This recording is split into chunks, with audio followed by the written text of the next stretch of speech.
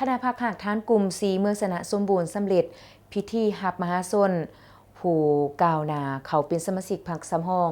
และเลือนสมาชิกพรรคสำห้องขึ้นเป็นสมาชิกพรรคสมบูรณ์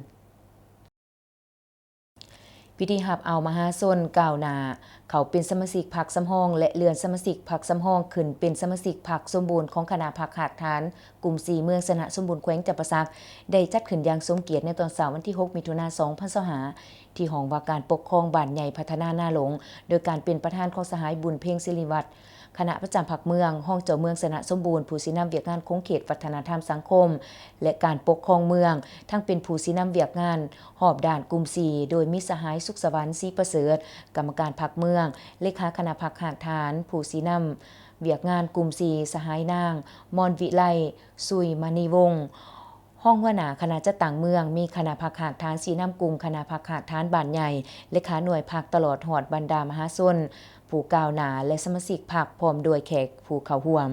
ในพิธีมหาชนกล่าวหน้าได้พัดเปลี่ยนกันขึ้นผ่านคำห้องขอเขาเป็นสมาชิกพรรคสำห้องโดยผ่านการติดตามเป็นเวลา12เดือนเห็นว่าแต่ละสหายมีความหาวหันต่างหนามีการเคลื่อนไหวถูกต้องตามระเบียบกฎหมายฉะนั้นคณะประจำพรรคเมืองสนะสมบูรณ์จึงได้ออกมติตกลงว่าโดยการรับเอามหาชนกล่าวหน้าขึ้นเป็นสมาชิกพรรคสำห้องจำนวน35สหายยิ่ง8สหายที่สังกัดอยู่บรรดาหน่วยพรรคบ้านที่ขึ้นกับคณะพรรคหากฐานกลุ่ม4และ2สหายที่สังกัดอยู่หน่วยพรรคของการศึกษาธิการและกีฬาเมืองนอกนั้นยังได้ผ่านมติตกลงของคณะประจำพรรคเมืองสนะสมบูรณ์ว่าโดยการเคลื่อนไหว